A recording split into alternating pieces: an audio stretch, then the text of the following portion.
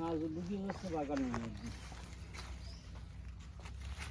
বাগানের উপর তো দাঁড়ায় ফেলতে জলে লেগে ফেললে মাছ মারতে পারবো না। আর ছোটো জাল যদি হতো তাহলে দূরে চালিয়ে দেওয়া যেত।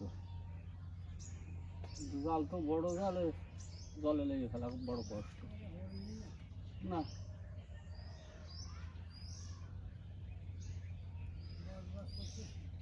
ও জাল আসছে,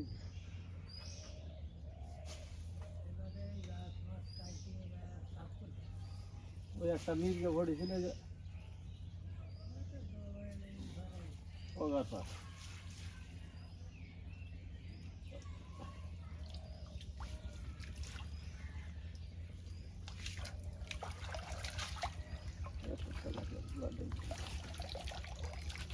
জলে লেগে জাল ফেলা যায় না, ওজনের জাল